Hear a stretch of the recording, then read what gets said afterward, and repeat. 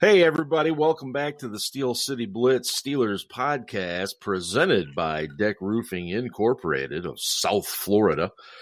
We are, we are in the middle of the off season now. And as we've talked about many times, this is going to be one of those off seasons for the ages. It's going to be unusual with the Steelers cap situation and just the league wide cap situation as it is. We did get some really, potentially great news this week, depending on your point of view, because everybody's got a different opinion on this. But it looks like Ben Roethlisberger is going to be back in 2021, and we're going to attack that subject in a number of different ways tonight. And I was really hoping that Doug, the Ravens fan, was finally going to show up tonight and explain the bet he lost to a couple of Steelers fans, but Doug didn't get back with me, and tomorrow's his big night where he gets his head shaved and the Steelers logo painted on his head. So I wish him luck. I'm sorry he couldn't be here. It would have been some good podcast fodder, but be that as it may. Our Ben Anderson is he's celebrating his birthday tonight, and I'm really hoping he doesn't call into the show because he's going to be about 6 sheets to the wind. If he does, and I'm just going to block him every time he tries to call in. I don't even know if he's like 60, 70. I mean, I really don't even know how old he is anymore. He's like Yoda. He's like 900. Yeah, he might be. He's got kind of the ears that stick out on the side of his head. He's not quite as green as Yoda, but anyway, that was, of course, the voice of Ian, and he's got a couple of his kids falling asleep on his lap right now. So, we might get a little pre-show or mid-show entertainment from the kids. That's always good. And jumping in for Ben tonight is our very own Ellie Finnerty. And Ian, I'm sure you're fine. I don't want to talk to you. Ellie, how are you doing? I'm doing fairly well, I'd say. Fairly well. Mm-hmm. Why fairly well? Why not like well or good or great? Why just fairly well? I'm definitely, I don't know about you guys, but Florida seems to have forgotten that there's a pandemic. So I am working all day, every day under the sun.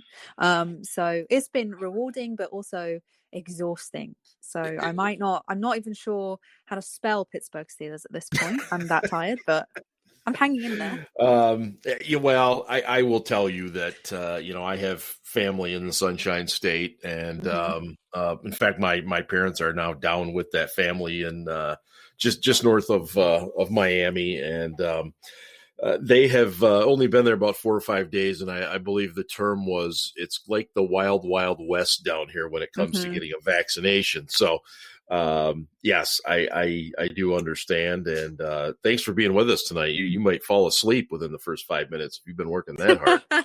I'll hold it together. Don't worry. Thank you. So look, you got to start with the obvious here, and the fact that Ben Roethlisberger did meet with Art Rooney too, and the first couple of things that eked out was a tweet here and there, Jerry Dulac and Brooke Pryor, I think, from ESPN, saying that Ryan Tollner, Ben's agent, said it went well, and he expects to be back in 2021, and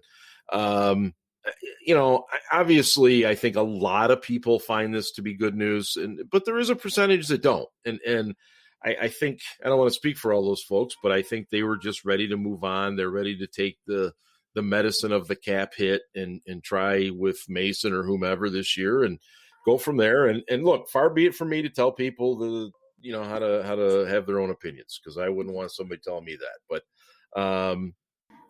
Ellie, your first reaction at the thought of, and I don't want to say he's back because they still need to work out the financials, and that could be a hiccup. But for all intents and purposes, it looks like Ben's going to be the quarterback. Mm-hmm. Where do you fall on this? If I take the financial stuff aside, just looking at that quarterback room, I do feel that a quarterback room that includes Mason Rudolph, Dwayne Haskins, and another definitely incites a little bit more hesitancy and maybe fear than having Ben Roethlisberger in that room. So for me personally, it was a bit of a relief. I know how I do understand why people were ready to move on. I also think after so many years of this, like, will he retire, won't he retire thing that he's done, he has done this multiple years where we've kind of had this, like, is he coming back? Isn't he coming back? Kind of thing. And then this year was the year where it was almost as if the Steelers were saying, do we even want him back? So I can understand people making the decision in their minds that they're ready to move on. But me personally, I am somewhat relieved at the idea that he will be back, just because I'm not sure that I would be as comfortable with Mason at QB1 than Dwayne or Dobbs if we could have him back, and then another from the draft, who we would have to give up so much in the draft to get to those top 10 picks. And so many people say it's not worth it if you're not getting those top guys. It's not worth going for it. So I'm relieved. Well, and I think relieved is a word a lot of people have settled on with this. And I before Ian tears into this, Andrew Filipponi, I mean, he tweeted something along the lines of, okay, you're happy that Ben's back. Do you really think you're going to win, 12 games again, blah, blah, blah. And I'm thinking to myself, what is your alternative?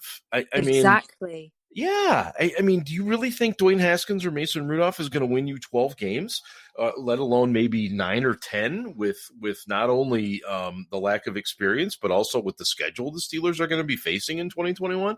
I realize some of these Pittsburgh media types, they just put stuff out there to get a rise out of people like me. But that one just really irked me. But Ian, first of all, I forgot a very important question. What are you drinking tonight? So I had margaritas earlier because we had tacos for dinner, and now I'm drinking whiskey. So it's been a wonderful night here. Yes, but first off, Mark, way to go, like, giving any credence to what Pitt Bayless says, because that's all he does is try and stir things up for reactions and clicks. And Did you call him Pitt Bayless? He called him Pitt Bayless. I love Pitt Bayless because it just works. But I would also refer to him as like the Colin Cowherd of Pittsburgh as well. But no, I love Pitt Bayless. It's beautiful. Yeah. Please, Ian, continue. Secondly, Ellie did a great job couching the fact that Mason Rudolph straight up sucks. And Mason's ceiling is about Ben's floor. So if you think about, what's the worst possible record we could have with Ben Roethlisberger starting every game, you're probably going to wind up in the 8-ish wins category, maybe 7, maybe 9 if things go, but Ben's floor is basically 8 wins, which is also Mason's ceiling. Like, if Mason Rudolph played the best possible football that Mason Rudolph is capable of playing, you might get 8 wins out of him, so, given our schedule next year. Yes. So 100%. Yeah, so it's absolutely giving ourselves a chance to win with Ben in the room. Given where we are in the draft, even to get up to the place where we could potentially take a quarterback, top 12-ish, you're talking about not only this year's first round pick and maybe another pick this year, like a third, but also next year's first round pick. And as we've talked about the last few weeks on the show, we have nobody under contract. We have like 17 players under contract in 2022. So, I mean, this team, if they're going to move on from some of the other veterans, your David DeCastros, your Joe Haydens of the world, that they're going to need replacements for those guys too. So we need those picks as well. So having Ben back kind of delays your decision a year, but if we wind up in a mediocre spot, then we're also in a better spot to potentially trade up for a quarterback next year. So, this year we're picking 24th, and we're a little far out of the range to be able to get up into that top 10 area where you'd have to give up something significant. We're looking at if worst case scenario we go 8-8 and are in the middle of the pack next year, then and then Ben retires, then maybe you trade up and can grab someone. But I'm perfectly comfortable with having Ben as the starting quarterback, and it's a much better situation than Mason or Haskins or whoever. And it may just be me having to take the role of cantankerous old man now that our Ben is not on the call and out celebrating his birthday. Right. I feel like the people who are on the anti-Roethlisberger, the I want him to retire bandwagon, did not live through the 6-10 season of 2002 or 2003, excuse me, right. and almost certainly did not live through the late 80s or mid to late 90s when we were really, really bad also. Although I guess we never we never had a 12 or 13 loss season. Like 6-10 was kind of our floor. But still, the people who are out there saying, no offense, Ellie, I'm going to be blunt. The 21-year-olds who have lived their whole life with Ben Roethlisberger as a starting quarterback, who are like, oh yeah, we'll just stink for a year, are the same people that acted like 9-6-1 was the worst thing to ever happen to this team. I mean, if you've never experienced a 6-10 season, it is awful. It is terrible. It sucks. So yeah, be careful what you wish for. I'll just put it that way. Well, and you mentioned the PC and about the fact that, oh God, I knew he was going to call in. Yeah, 600-year-old Ben is joining. Yeah. I knew there were going to be people that weren't going to like it, and they would, and so many of these people have. Ladies and gentlemen, we've been joined by the birthday boy, Mr. Ben Anderson. Ben, how are you tonight? Oh, that good, huh? Ben probably doesn't even realize he's butt dialed us. Did Ben pocket dial into the podcast? I think he did. I'm going to mute him until he figures out what in the hell he's doing. All right. Anyway, what a knucklehead. Live TV, boys and girls. Okay. So again, Ian pointed out so many young fans didn't live through the 80s and the post-Bradshaw years, blah, blah, blah. But Ellie, here's my question to you. Do you think some of the anti-Ben sentiment, do you think they just don't understand the salary cap and the fact that a lot of people figured, if he retires or if we cut him, then we get all that cap relief? Do you think that was part of it? Probably a little bit. I think that the salary cap is so difficult to navigate if you've not got a basic understanding of it. So I think a lot of people thought that that would go away with him, that would be his existence is the reason the salary cap is the problem, but it's not. It's the wheeling and dealing they've done in the past to get to this point. Like Ben always says, kicking the can down the road as far as you can go, whatever it is that he says. That's what we've done to get to this point. Ultimately, you can't really blame Ben for that. That's the organization and the way in which they've sort of manipulated his contract in the past. It's not something that he's necessarily responsible for. So I do agree with you. I think some people it's a lack of understanding for the salary cap, and I also think kind of what you were saying about the people that haven't lived through those pre-2004 2005 era of Steelers, they've lived through a bad defense. So I think people that in this era and like the younger fans have lived through bad defense and I want a linebacker, I want this, I want that, because we don't, defense wins championships. And then you look at people that lived before, that watched Steelers before Ben, they remember the importance of a diamond in the rough quarterback. They just don't come along. I think people think they're just going to land another star-studded QB, and that it doesn't happen back to back. You don't get that lucky. It's you're exactly right, and it's funny because back when Brett Favre was doing his kind of two-step, well, I'm going to retire, no I'm not, I'm going to retire, no I'm not.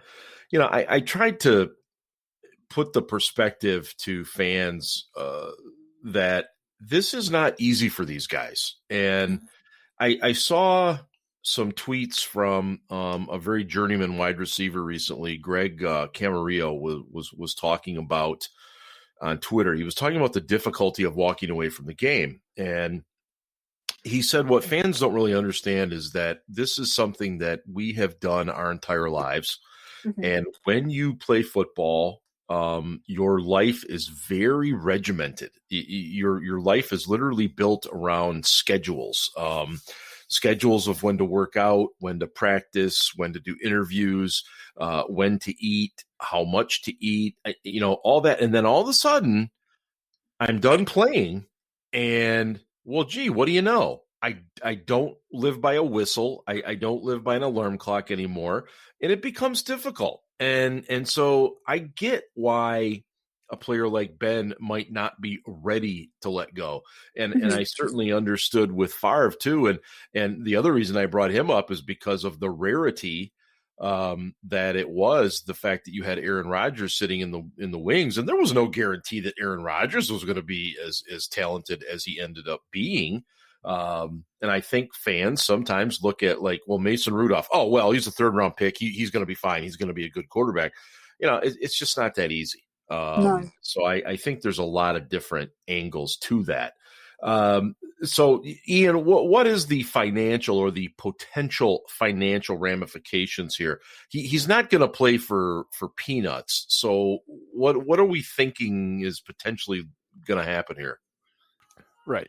So Ben has a $41 million cap hit. Of that, 22 and change you can't touch because it's prorated bonus money that was paid out in previous seasons. So it has to count against the cap this year. So the real question's over the remaining $19 million, which is what he's due in between his $4 million base salary and $15 million roster bonus. Now, the roster bonus is due early in the league year on March 20th this year. So that's why there's this urgency to get something done now, because they have to pay him $15 million on March 20th.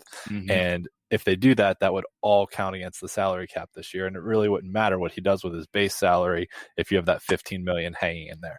So the ideas are basically, if he's staying, you either just give him a straight up pay cut, which means Ben just agrees to take less money, or you give him an extension on his contract, which would basically, for all intents and purposes, take that $19 million he's owed in salary this year, convert most of it to a signing bonus, which would let you prorate it out over the remaining portion of the contract. So let's just use even numbers to make this easy, right?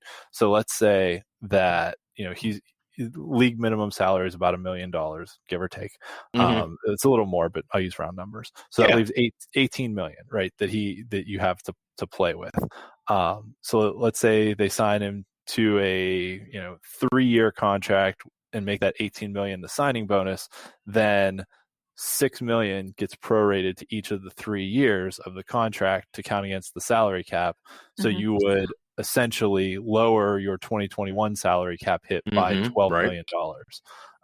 If you stretch that out to a 6-year, or no, cap can only count 5 years. So, but give or take, you could stretch it out, potentially lower if you gave a length of maybe somewhere in the $13-14 million, probably $14-ish million range you could save on the cap this year if you just turned that into a signing bonus. Now, as our Ben Anderson would say, the Steelers have never done a thing in their history where they put what's essentially voidable years on the end of a contract. When they sign a player to a contract, they sign him to the contract for the length they expect him to play. When Heath Miller retired, they had expected him to play his final year, but he decided to retire a year before his contract ended. Lawrence Timmons, they let him play out the full length of his contract and take a massive cap hit on him the last year of his deal. Some other players they've put in a position where they said, look, you either take a pay cut or we're going to cut you, James Harrison being one of them. James Harrison was not willing to take the pay cut, so he got cut, then signed in Cincinnati, then wound up coming back to Pittsburgh. So it's one of those things where, they can use it as a negotiating tool, but they typically don't do those voidable, fake years essentially on the end of the contract. So this may be a different situation, but let's also not forget that this situation is not entirely the Steelers' fault, because they were not expecting a global pandemic to hit that would lower the salary cap by about $20 million. I mean, for all intents and purposes, it was 198 this year, and they've said it'll be at least 180 next year. But I mean, that's $18 million less that you have to work with. So, the way they typically budget and work things out, they were assuming they'd be able to handle this cap hit this year, but no one plans for a global pandemic that makes the league lose $4 billion in revenue. Yeah. So, the blame does not fully rest with Ben Roethlisberger for signing the deal, nor does it fully rest with Omar Khan and Kevin Colbert for the contract they did or, restructured over the years. Some of it is just the reality of the cap is going down, and no one ever expected it to go down. No, and that's a great point to end on. You cannot predict something like what we've been going through. You just can't predict it, and so that's ultimately where we are. And I'm going to be curious to see what they do with his contract. Again, he's made roughly $250 million in his career. And it's very easy to say, oh, he's made enough, he'll play for peanuts. Well, he's not going to play for peanuts. And the NFLPA isn't going to be crazy about him playing for peanuts either. So it will be fascinating. But Ellie, you're aware of what Matt Canada is going to bring to the offense in terms of the motion and all that stuff. Yes. How are you okay with Ben running that? Do you think he'll stick with it? Or are you concerned he might kind of go a little rogue as he did at times with Randy Fichtner last year? I don't think he had much of a choice last year, because it clearly wasn't working in certain circumstances, many circumstances.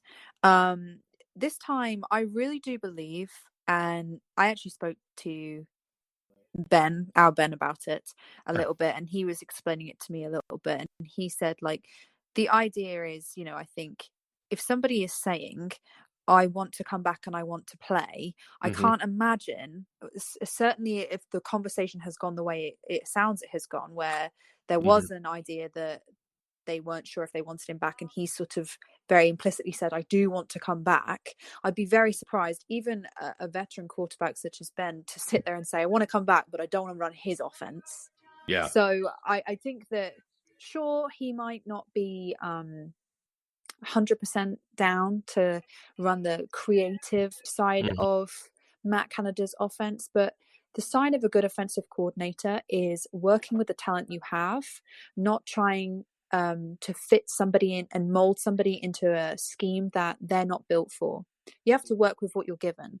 And if you're given Ben Roethlisberger, you should, as a good offensive coordinator, you should find a way to make it work. So I really don't think that we'll see and I'm like putting it in air quotes, the true Matt Canada offense in the NFL this coming season. I think that this will be a sort of hybrid, and maybe next year, if we are moving forward with somebody else as our QB1, that's when we might see something a little bit more reminiscent of what Matt Canada was doing in college. Interesting. That's very, I don't know that I had settled on that. I thought maybe that like you were pointing out, that if Ben was going to come back, that maybe, Mike Tomlin said, hey, Ben, we love to have you back, but, look, Matt's running the show. This is what we're going to do. If you can't be on board with that, then it's just not going to work. But, I think there's something to be said about working your system for or with the players you have, instead of trying to make the players you have work to your system. That is often the death knell for so many coaches at so many levels in so many sports. If you try to force people to do what you want them to do instead of kind of working to their strengths, then you're just asking for trouble there. Ian, any thoughts from the schematics here with Ben returning? I mean, he wants Juju to come back, but I think we all, have to understand that that's going to be very, very difficult to have happen. He's going to be without one of his best friends in Marquise Pouncey. It's likely going to be, without Al Villanueva. I mean, are you surprised he's coming back, I guess, first of all? I think first and foremost, we've seen over the last few years, Ben Roethlisberger seems to be very interested in storytelling, especially with the whole YouTube series and all that. True. That I think he really wants to try and go out on top like Jerome Bettis did. He really wants to get another Super Bowl. He really wants the story of his career to end on a good note. Yeah. And I think, leaving on the way last season ended would be a very sour note for him to leave on. And I think he wants to leave on a different footing than that. So I'll say I'm not surprised, with him being the competitor that he is and being very interested in his legacy, that he wants to come back and end it differently. I will say that winning cures a lot of ills. Peyton Manning had to adapt to a John Fox run the ball and throw short when you need it. Peyton was basically throwing with a noodle arm his last year. Oh, I mean, heck, sure. Brock Osweiler could throw farther down the field than Peyton could that last year. But the Broncos won the Super Bowl. Yeah. And Peyton got to go out on top. So, Peyton had to do something he didn't like, something he wasn't comfortable with, but they won. And that cured a lot of bad feelings. And I think when you're winning, you're more willing to do things outside your comfort zone if they're working. Now, if Ben has to come in and run an offense he doesn't like and it's not working, then he's going to start drawing up plays in the dirt again, and we'll see where it goes.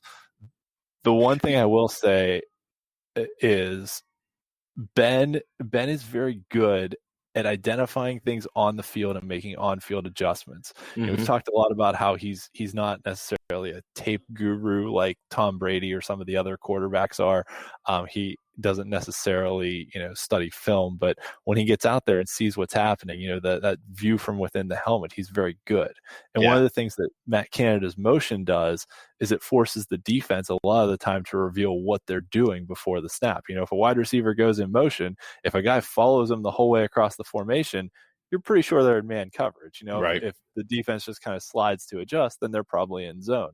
So doing even small things like that is going to give Ben a lot more pre-snap information to help him identify what's happening when he's out there. So I think he'll like some of that stuff because it'll give him more information and help him make his reads quicker and easier, kind of with what the defense is doing. So I think in some respects it'll play to his strengths. Obviously the motion offense typically runs well with a mobile quarterback, which Ben is not. But if you can run the ball at least semi-decently, you can set up a play-action game, which forces the linebackers and safeties a step back, which gets less pressure on the quarterback, which Ben would also like. I mean, there was one threw out there on Twitter this week that was fantastic, that while Ben had the fastest release time in the league, he had like the 12th most quarterback hits or something like that. So he was getting it out fast, but he was still constantly under pressure because the line play was so bad. Yeah, that's got to improve. I don't care how quick he's getting rid of it or what the offense is, one way or the other. He's got to get better protection. Just a reminder, you're listening to the Steel City Blitz Steelers podcast presented by DEK Roofing Incorporated, serving Broward and the southern Palm Beach counties. Whether it's commercial, residential, multifamily, or condos, contact DEK Roofing today by visiting dekroofing.com. Let's slide over and talk a little draft stuff. We've talked a lot of free agency and the 1 year left on their contract guys in recent weeks. And we're all starting to kick out, some draft profiles and please definitely stop by steelcityblitz.com and check those out. We're trying to get guys that, we know the Steelers are interested in, right away, guys that we know they maybe have talked to, things like that. And also positions of need, offensive line, running back. I've started working a little bit on quarterbacks too. Not that I think they're going to draft one, but you never can be too sure. Today in his mock draft, Mel Kiper Jr., who what was it he said about Jamarcus Russell, Ian? That he was a guaranteed Hall of Famer, the next John Elway, and Yeah. all kinds of good stuff. Yeah, so take whatever Mel Kiper says and with a very large grain of salt. However, for his mock draft today, he had the Steelers taking Alabama's center Landon Dickerson today, and that's perfect because Ellie did a profile of Dickerson today, or not today, but recently. And what were your thoughts, Ellie, as you took a look at this kid? Lots of positives. He's huge. He's 6'6", 326 pounds. So Whoa. Large human. Yeah. Could play all positions at once if he wanted to. There were lots of things that I liked about him. He's great at reading the field.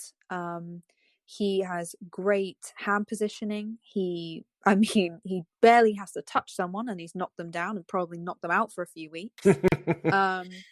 He's got well anchored feet. I loved seeing he has really accurate snaps. Not perfect every time, but you don't need perfection. You just need something close to that in the NFL. I liked what I saw against Missouri. He was getting to his guy and then also offering assistance to other linemen. He particularly earlier in the game, he is able to track his running back fairly well. Of course, having a running back like Najee Harris, that helps. That helps. You certainly look pretty good when that's your running back. But there are some points of concern that I had with him. He isn't the most athletic, which at that size makes sense. He definitely would be he would probably be much better on a scheme that is more power based. And he does hit high. He plays very high, so it's easy to knock him off if he doesn't anchor well, if he doesn't get a good bend in his knee. I mean, he's quite easy to slip past. But the number one issue with him is he has sustained some pretty serious injuries for an athlete in general, but particularly for a position which requires durability. He has had some pretty significant injuries, an ACL tear, ligament damage, an ankle that required surgery. And he's only played one full season in his college career. Now, he did win the trophy for the best center in the country. So when he plays well, but those injuries are significant, in my opinion. I agree with everything Ellie just said. I watched a little of his tape too. Yeah, I was. You. Thank goodness for you, because I didn't know how to word what I was trying to describe what I was seeing, but he has potential, I think. I'd agree with that. I don't know what's happened. I think I can't hear Mark anymore. No, he's muted himself. Oh, okay. Well, then we'll talk. So wait, I'm back. Oh, Mark's back. Okay, thank God. I don't know what I did. Apparently my Alamo bourbon has gotten to my fingertips here or something. No, what I was going to say Alamo took about as many L's as Michigan has over the years. Oh my God. How do you connect the Alamo to that? That's impressive, Ian. Nice job. That's very impressive. What I was going to say about Dickerson was and it's what Ellie said that kind of caught my attention, is that, power based. In other words, he would fit really good in a power type running game. Yes. And then, so immediately I start thinking, well, Matt Canada probably is going to do a lot of movement and a lot of outside zone stuff. So maybe he's not quite the guy for that. But yeah, I totally loved and agreed with what you said based on the video I've seen of him. And I'm pretty sure I heard Ian kind of say the same thing. So, and I don't, I think Kuiper's reaching a bit there. I don't see him as a first rounder, just almost strictly because of the injury stuff, but also because of maybe a little lack of the athleticism. But I see him as an early third rounder would be where I would particularly go. A lot of people have said to me, "Oh, late second, potentially." But with no combine, I know there's an injury style combine which he may be invited to and he would be assessed on, especially with the most recent injury being this year. He's been injured in 2021. Maybe if he has a clean bill of health, that might lead him to land in the second round. But for me, when you're talking about a position that is the very central hub of your offense, of your O-line, having bad knees and bad ankles that's concerning to me. No, I man, you don't have to say it twice because I'm with you. Center is it's so hard. It's like catcher in baseball. It's so hard on your knees, your ankles, your hips, and if you've had problems with those prior, then it's a red flag. And I feel bad for the young man, but it just is, Yeah, Ian, you've been focusing more on skill guys right now. Give us, I think you looked at Kadarius Toney out of Florida, and one of the best names in all of sports, WAP, right? Yes, WAP. WAP, was it WAP Taylor? WAP Failure. That's right. So that's right. So I did a couple running backs and a couple wide receivers. Mark, you've also done a few running backs in there as well. Yeah. So I'll start by talking about the receivers. I was really trying to focus on slot wide receivers to look at, just because assuming Juju leaves. I mean, if Juju comes back, then our slot wide receiver situation is set. We're good. No worries. If Juju leaves, we've essentially got three guys who are at their best when playing outside in Chase Claypool, Deontay Johnson, and James Washington. So then your options are either, elevating Ray McLeod's role or finding someone else who can play in the slot. So that was why I started looking at, your 5'11", 190 guys, basically. The Steelers have drafted a whole bunch of over the years and had success with. I mean, that was Emmanuel Sanders, that was Antonio Brown. They kind of love those 5'11" to 6 foot, slightly under 200-pound receivers. Kadarius Toney is the best of the bunch I've looked at. He would absolutely excel in Matt Canada's offense. I mean, his highlight tape is just a treat to watch. He has everything you could possibly want in a slot wide receiver. He's explosive in short areas. He's got good long from people. He's a great punt returner. And on top of all of that, he's a devastating blocker for a guy who's 5'11", 190. Florida kept him in their goal line sets because he just maul cornerbacks out of the way. It was really fun to just watch him block guys because he just go after him and smack him in the chops. That's pretty impressive. A 5'11", 190 kid down in the goal line. Yeah. I link the videos I watch at the bottom of my profile. So go watch some of his profiles, and just what he does when he's not involved in a play was highly impressive. That said, he's probably a second or third round type guy, I would say. If he could play outside, he'd be a first round pick. But I think NFL teams are going to be a little hesitant to use a first round pick on a guy who's pretty much only a slot wide receiver. So that probably drops him to the second day of the draft, but he's going to be a really good player for someone. I also looked at Daz Newsome out of North Carolina, who's probably mid fourth rounder. Does a lot of similar things to Toney, but not as well. Newsome has a lot of straight line speed, but he doesn't have a lot of wiggle to his game. Whereas, Toney makes some cuts in his route running that are just leave cornerbacks laying on the ground. Basically, the cuts were so good. Newsome's a lot more straight line speed. When he gets up to that speed, he can run away from people. And he's good with the ball in his hands, but he doesn't necessarily have that ability to carry speed through his cuts. He can make sharp cuts, but he slows down when he makes them and doesn't carry speed through them. So I'd say Newsome's probably a fourth roundish guy. And then Wap Filer, like you said, best name in the draft, or Fillier, sorry, Wap Fillier, out of Indiana. slightly undersized a little bit, like 5'10-ish, maybe like 175, 180.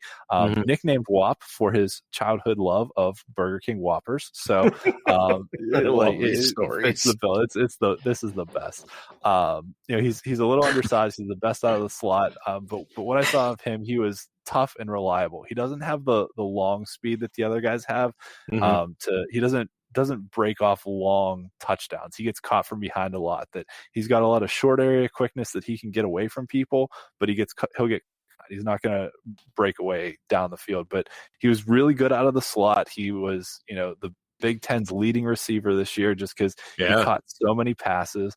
One of the leading receivers in Indiana's history. I think he has the most, or tied for the most, double-digit reception games in Indiana's history or in the Big Ten over the last couple of years. So he's a reliable target out of the slot that knows how to get open and is pretty good on punt returns. And his short area quickness is very, very good. He just doesn't have the long speed. So I'd probably put him around the 5th or 6th round, maybe 6th round-ish.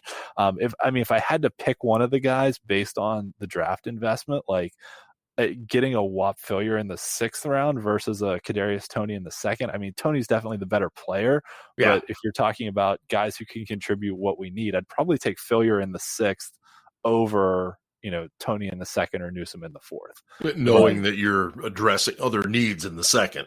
Right. Exactly. So an intriguing guy to watch on day 3. I'll put it that way. For sure. Yeah. My focus has mainly been running backs, quarterbacks right now. And I looked at the Carter kid out of North Carolina, and, they had, besides him, there was Williams. They had 2 really, really good running backs there. He does a lot of really good things. He's got good speed, great balance, all these things you look for. Love that he falls forward. Man, I love these kids that when they get hit, it doesn't matter if they get hit from front, back, side, they always fall forward. He's one of those. Hands are a little questionable, in terms of catching the ball. And the one thing with all these guys that I've looked at, the pass protection is in need of serious help. I looked at Trey Sermon too, out of Ohio State / Oklahoma. He's a tough eval because he half of his yards this year pretty much came in one game. In the Big Ten title game, he split time with Master Teague, another one of the great names in college sports, and a lot of things to like, but did he really do anything to wow me? No, not really. I tell you, this kid out of Memphis, Kenneth Gainwell, a former high school quarterback. He started in Yazoo City High School down in Mississippi. Quarterback 3 straight years, comes to Memphis, doesn't see the field much in red shirts in his freshman year, and then just explodes in his sophomore year. 1,500 yards, plus he had 51 receptions, I think 17 total TDs. I mean, he was all over the formation, slot, wide, obviously in the backfield. He was Wildcat quarterback. Really, really fun guy to watch. And again, the only real knock on him, I would say, is pass blocking and blocking in general. It's going to need serious work. So, I like any of these kind of guys if the Steelers choose to go, heavy on the line or maybe sneak a defensive player that we don't see coming, early in the draft. But and then I'm working on quarterbacks. I did Kyle Trask out of Florida. Yeah, I know a lot of Steelers fans like him, and I don't see it. The arm strength is not there. He struggles to get the ball to the boundaries. If you watch him throw deep, everything is arm. Doesn't use his legs and his hips very well.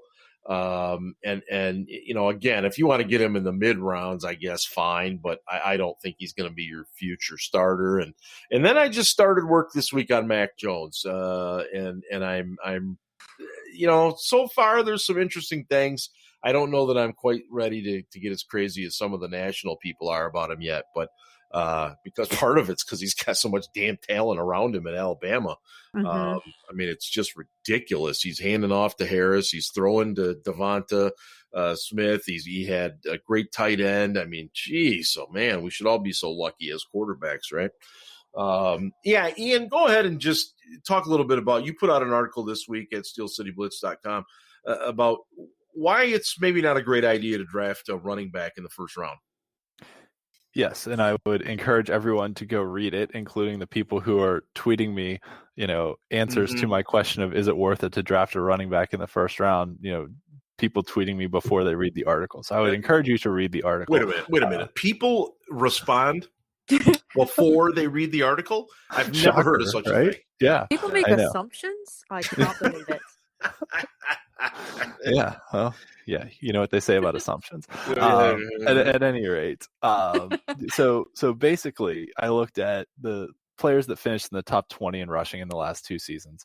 And the vast majority of them were 25 and under and still on their rookie contracts. And we've seen it a lot with running backs that basically they burn out after 5 years or so.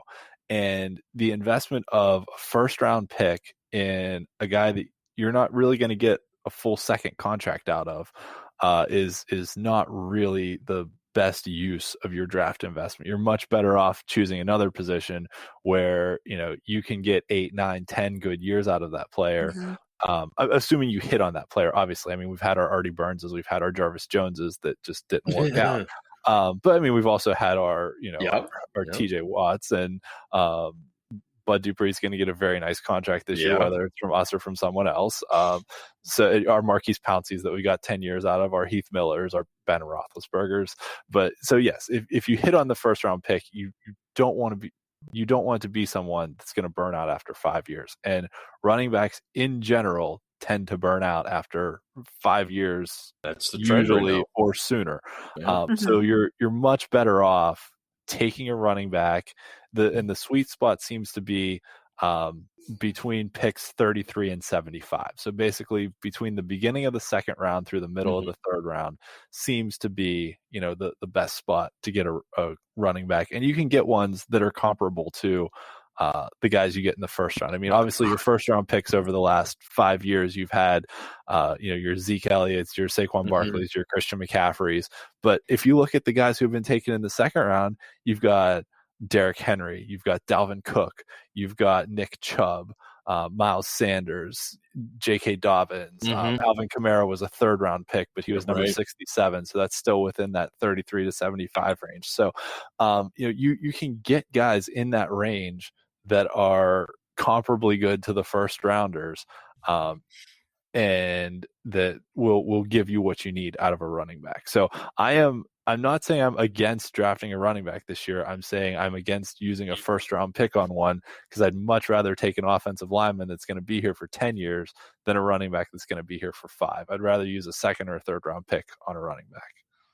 Agree.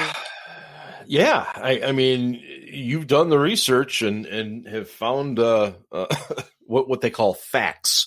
I mean, and I'm stumbling over my words.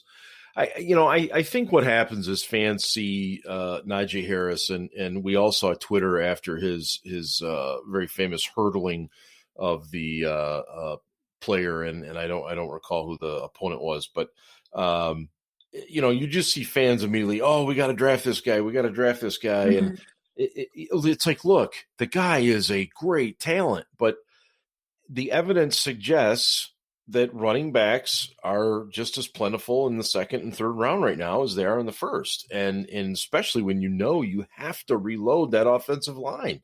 I agree. And so I don't really know what other things can be said about it, what other information needs to be said to further that point. Yeah, go ahead, Ellie. I think some of it as well, and this is just a very sort of like minimal thing, is that the O-line is not a glamorous position to draft in the first round. People want to have that moment of, oh my gosh, we got the star-studded player from so-and-so. Yep. And they want to feel that like euphoric feeling of drafting someone that other people wanted. That was a big talking point in national media. And that isn't very often someone who is on the offensive line, unless it's someone who looks a particular way, such as like Alex Leatherwood. He gets a lot of talk because look at the size of him, he's huge. Yep. And blah, blah, blah.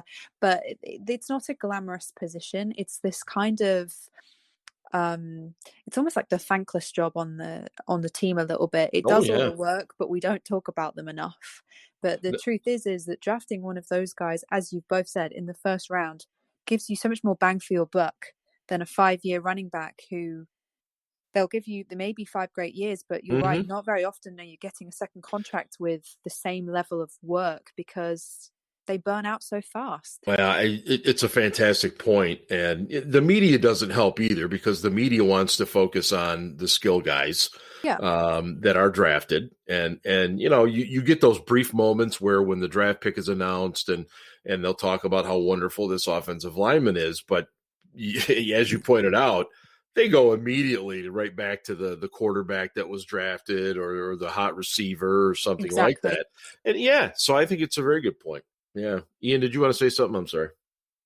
The only thing I was going to add was that even if you do draft a running back, regardless of where, chances are actually they're not even going to play all 16 games for you. Over the last 2 seasons, only 8 of the 64 starting running backs have actually completed the whole 16 games. Well, have started all 16 games. So, if you look at the 32 starters each year, only 8 over the last 2 years have started all 16 games. So, I mean, when you're talking about 1/8, 12.5% of starting running backs start all 16 games, like, is it worth using a first round pick on a guy who may only last 5 years and probably isn't even going to be, a 16 game starter for all those 5 years? No, another great point. No, you guys are full of great points tonight. I just need to shut up.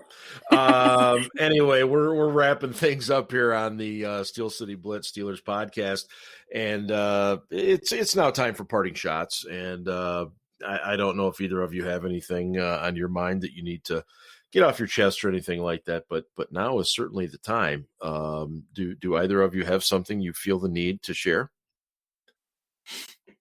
Go ahead, Ellie. I'll let you go first. Oh no, I hate going first. Parting shot. It can be, Steelers related. It can be NFL related. It could be, I don't know, how busy Walt Disney World is right now. I really don't know. I wouldn't. Yeah, Walt Disney World doesn't need any more advertisement from me. But oh no, I'm sure. I would say my parting shot will be that. Oh gosh, I think I'm going to if going back to what we've been just talking about. Yeah, I'm definitely looking forward to looking at more O linemen and more positions on the O line, looking at draft profiles, because I'm starting to see more and more, the more research I do on these positions, just how integral they are to every facet of an offensive scheme. And when you're building a new offensive scheme like we are with Matt Canada, even with the return of Ben, the importance of those linemen is just, it's so important. I wish I could scream it from the rooftops. They're so valuable, and I've become like I'm like an O-line advocate now. I don't know what's happened to me, but I just want to talk about them all the time. No, it's great. I love it. I think it's a brilliant position. I've suddenly become someone that's like obsessed with them, and I just talk about them all the time. And people are like, someone asked me like, who's your favorite player on the team right now? And I'm like, it's Kevin Dotson. And like, who is that? And I'm like, he's an O-lineman, and you should know that. Yeah, really, you should not be saying who is that. Yeah, exactly. No doubt about it. That's great. Ian, any parting shots for tonight? As a David DeCastro jersey wearer, I am very much in favor of this new turn by Ellie to be a pro O-line advocate for us. Yes, advocate. Yes, yes. So my parting shot is that since Ben is not here to tell us that the Ravens suck, that the Ravens do in fact suck, and sucks to be the guy that's got to shave his head, but it's his fault that he bet on the Ravens, who suck. So Yeah. we will get our parting shots in at the Ravens and at their fans. Happy birthday, Ben. Hope it was a good one. Congratulations on being 1,000 years old. Yes, indeed. Yes. Happy birthday, Yoda Ben, for sure. And I can't wait to hear the story about the drop-in he had earlier in the show. And it clearly sounded as if he was around a large gathering of people, which is a bit fascinating to me because I don't know of anybody that actually likes him. So I don't know why anybody would be around him. So maybe he hired crisis actors to come in and pretend like they were his friends or something. So he probably won't remember. Oh, yeah, that's a good point. Yeah. We'll see how quickly he's on Slack in the morning. Then we'll probably have a better idea. All right, we're going to get out of here and leave the jokes right there. For both Ellie and Ian, this is SteelDad signing off on the Steel City Blitz Steelers podcast presented by DEK Roofing.com. And hey, go Steelers.